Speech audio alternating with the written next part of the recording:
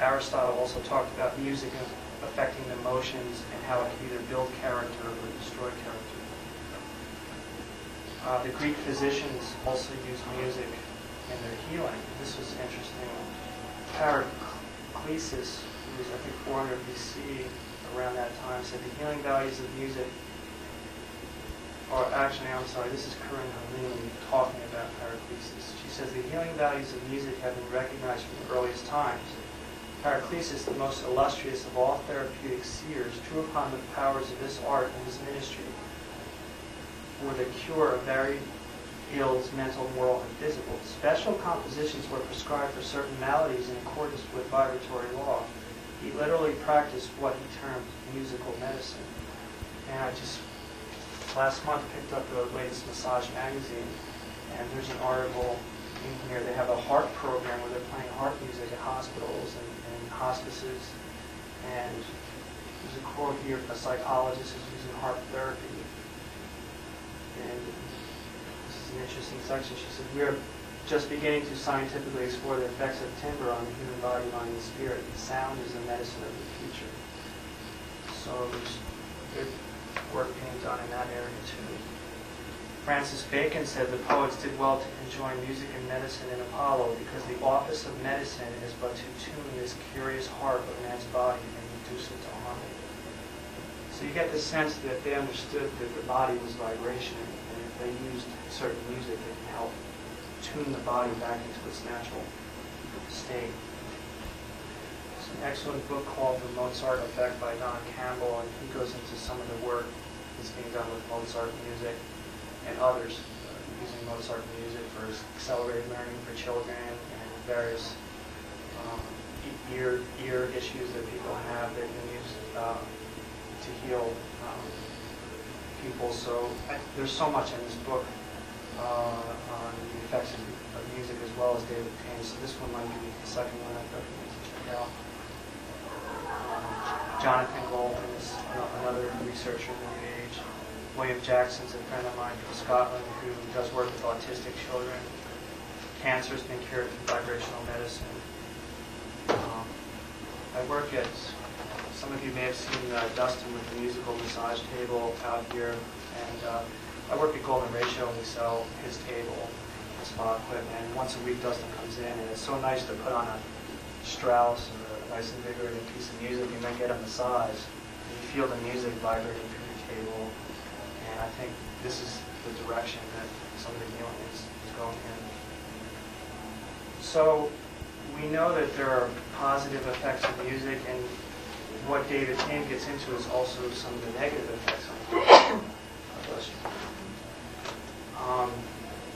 So along the lines of when music is of the higher vibration, society gets raised. When music degenerates, so to speak, then society declines. And he's traced many of the societies I've talked about, but he also has done or quoted research that's been done with various forms of rock music. They did a study where they had plants with no music and then rock music, classical and Indian, and the plants with no music grew normal. The plants with rock music, the growth was stunted and it was starting to die. The classical music grew more than normal, and the Indian music grew around the speakers. So because the plants really liked the Indian music. When you say Indian? Like ragas, like Hindu, yeah. They did Led Zeppelin and Bach music, and they had mice, and they had two boxes. So they're playing the Led Zeppelin into one and Bach into the other. And so the mice, time after time, they all go to the Bach box. So that's, I don't mean to condemn Led Zeppelin and all, but that's where the mice went. So they played voodoo music for rats, trying to get to their, going through a maze to get to their food. The rats that had the voodoo music playing could not complete the maze. And so even after 3 weeks of not playing it, they were still couldn't get there. They did an autopsy and they found the brain damage in the rats listening to that. But, that's heavy duty, some of that hardcore voodoo music. So, but I think a lot of our music today kind of is derivatives of that kind of perverted rhythm, and some of the music maybe is not as bad or harmful as voodoo music, but it's still some of the effects, are present. Pregnant women, Secret Life of the Unborn Child, they found that when rock music was played, the babies would kick violently in the womb. Dr. Emoto did some work with music too. This was heavy metal, I don't know what band, but he played it, and the water crystal was just completely disintegrated. Dr. Diamond's a kinesiologist who's done with muscle testing, and he's found that muscles are weakened through certain types of music. Elizabeth Clare Prophet, in her album The Science of Rhythm, talks about how the chakras each have various beats. For example, the base chakra is the 4-4 beat, the heart chakra is the 3-4. So you've got various music throughout the world that has the correct beat and actually naturally raises the Kundalini energies that we were talking about earlier. When the music gets syncopated or it's not the correct beat, what happens is there's a tear that occurs in the chakras, and when that tear happens, there's a release of energy, so we get a charge for certain types of music. But what happens is it's sort of a drain of energy, and we have to keep listening to more and more to keep that same charge going. So instead of the Kundalini energies naturally being raised, there's a leak of energy, and the energies get lowered. So now, instead of energies rising naturally, a lot of music forces the energies in the downward spiral to the lower chakras. So energy has to go somewhere.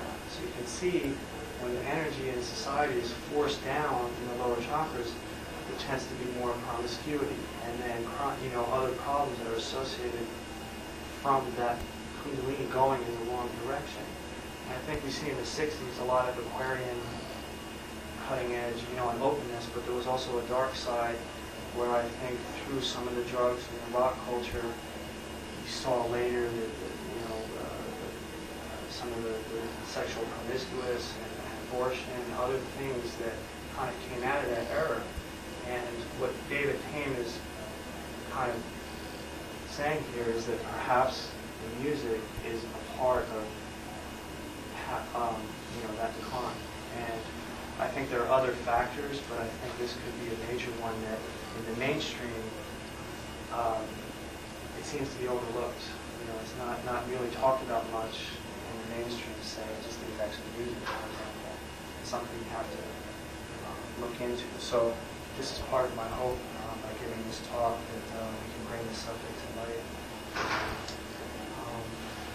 Thoreau actually even mentioned that ancient Greece and Rome went down because of the perversion of music, and he thought Britain and America would be the same. But obviously we have free will, and we don't have to take that same course. So basically here, I'm not advocating fanaticism or condemning any other music per se. It's more a question of, well, we have the choice in our homes, driving around in our car.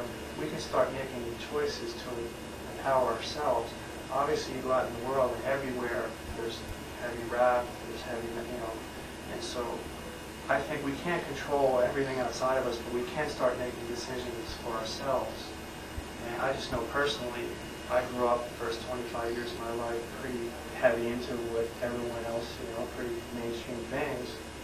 But later, when I got on the spiritual path, I seemed to just naturally not be attracted to certain music. When you're meditating, a Jimi Hendrix album doesn't quite fit with your spiritual path. So I think these things occur naturally as we pursue a spiritual path. These things naturally can fall off. So definitely be gentle when sharing this message, because it's not something where we want to condemn people for what they're listening to, but maybe just offer alternatives for ourselves.